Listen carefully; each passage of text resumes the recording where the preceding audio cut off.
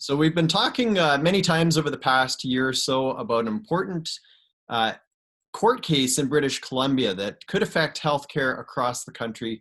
And today, Christine Van Geyn, who's the Director of Litigation with the Canadian Constitution Foundation, is going to give us an update on that court case, tell us what it's all about, and most importantly, explain why every Canadian across the country should take an interest in this. So Christine, thanks for your time today.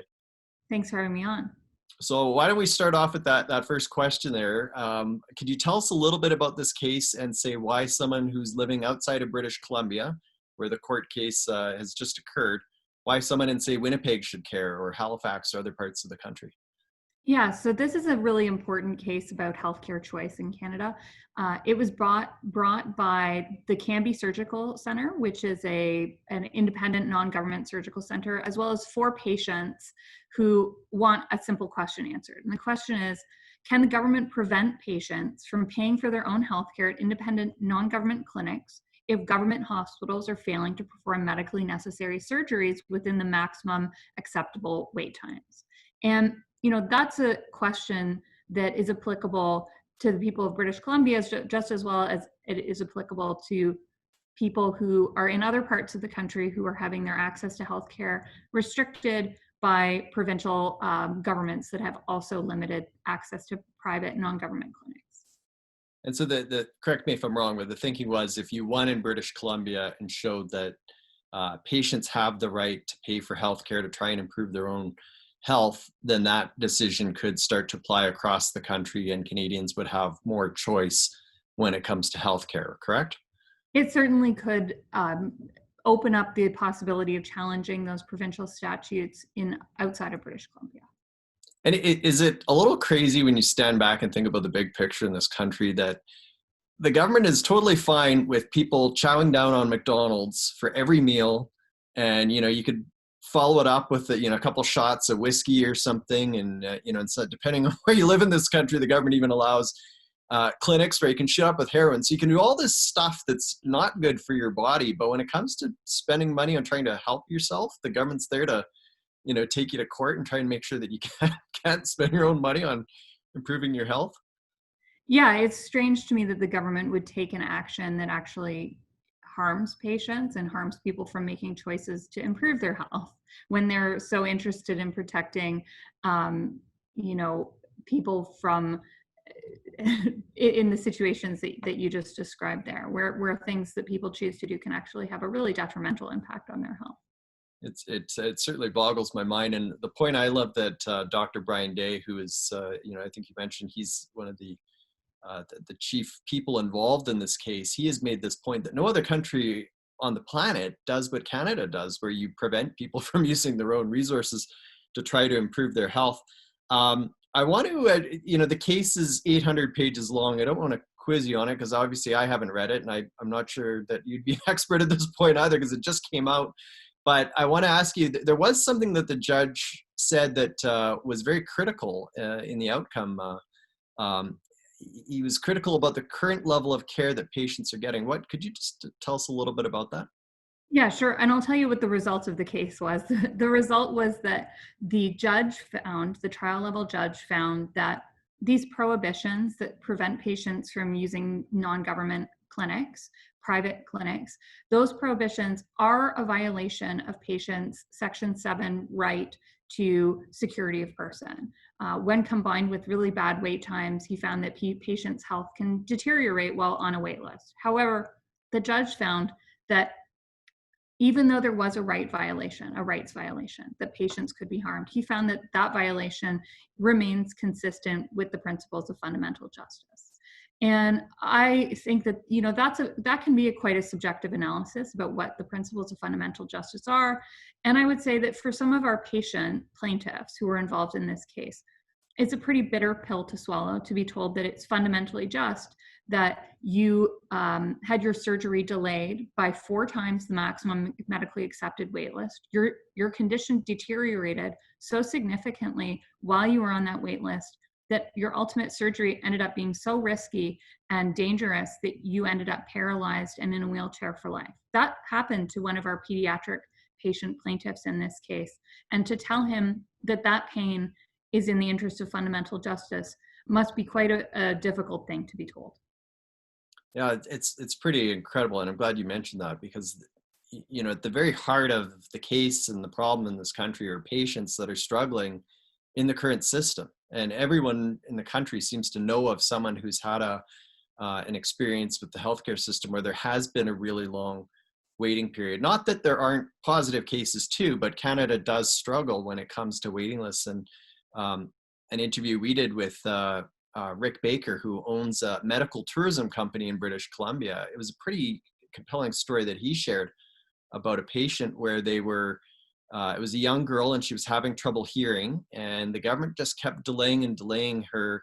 I believe it was either an operation or her opportunity to see a specialist. And so things were getting so bad that eventually the parents went to Rick, said, we got to get her some care. Where can we go? And he had a connection with a specialist down in Seattle. So they went across the border, they looked at her ear, and they said, yeah, it's actually so bad. We're not trying to save her hearing. We're trying to save her life because the infection got to be so bad. It was just incredible. People often don't think about this in our free system because they focus on the fact that it's free, but there's not always as much attention on how long it takes to actually get the service.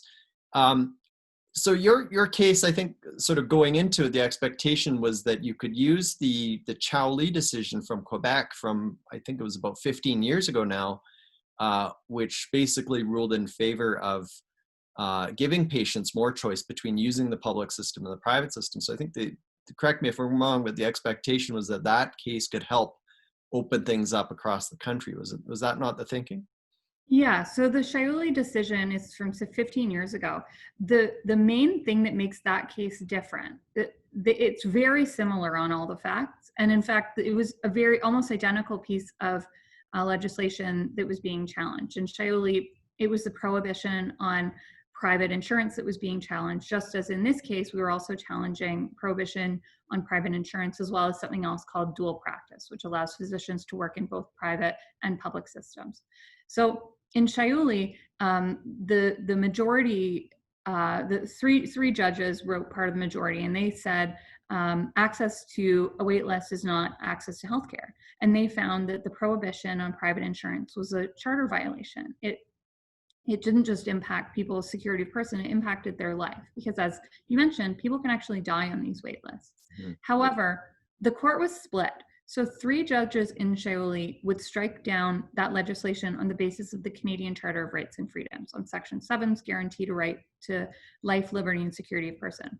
But the 4th judge of the majority that actually wrote the majority decision made the decision on the basis of the Quebec Charter of Human Rights and Freedoms, which is a different piece of legislation and which doesn't apply outside of Quebec. So the Shaoli decision, because it ultimately was decided on that Quebec piece, on the Quebec Charter rather than the Canadian Charter, is not directly applicable outside of Quebec. That's why that case has had a more narrow application and why the judge in this case could depart from it, which he ultimately did. However, we do think that because the facts are so similar, because the analysis is so similar, the right guaranteed under the Quebec Charter of personal inviolability is so similar to the right of security of person that the judge should not have departed from Shaoli in this case. And that's one of the reasons that we think this case really needs to be appealed immediately. And that was something that I don't quite understand, is how in Quebec, patients there now seem to have more rights than what a court in British Columbia has said that British Columbians don't have rights to. Is that not really what this boils down to? It sort of does. However, of course, Quebec does have that Quebec Charter, which does not exist in the rest of the country. So it does seem like a perverse outcome that a judge in British Columbia would reach such a different result from a very similar case from one in Quebec. And the idea that your right to security of person can be compromised by the government and then justified on the grounds of fundamental justice also is just something that really is going to rub a lot of patients the wrong way, that we think is an incorrect application of the law. And because the assessment of the principles of fundamental justice is so subjective, it's very easily open to an appeal level court to come to a different conclusion. And so what, just speaking about Charlie and your current legal battle, what's the next step then? The judge came out with a ruling last week. What's your next step as an organization? So our next step is that we are going to be seeking an appeal in this case. So there's still some time, but we will be seeking an appeal. And I will point out that in Shauli, the case was lost at the lower levels, and ultimately it won at the Supreme Court. So we're not deterred by this decision at the trial level. It's just one step forward in preserving patient rights in Canada. So we're excited about the appeal, and we're looking forward to it. And then if you are ultimately successful, what does that mean for patients at the grassroots level? It would mean that they would still have access to the public healthcare system if they want to use it, but they'd also have choice in terms of going outside of that system if they want to get their knee done or if they want to pay for an MRI, that kind of stuff. Is that not really the potential end point?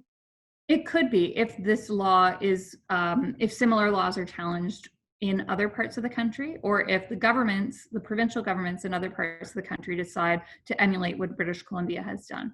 But I'll say that in British Columbia, it might not be that dramatic a change because these private non-government clinics have existed in that province for over 20 years. And there hasn't been any harm to the government system during that time.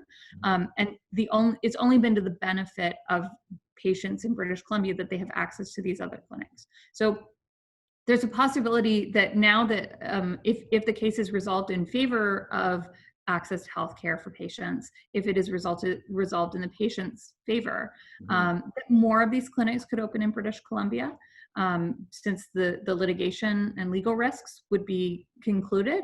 But in the short term, I don't know that a whole lot would change in British Columbia, but certainly if it's applied outside of British Columbia, where there are more restrictive jurisdictions like Ontario, for example, it could mean a big change.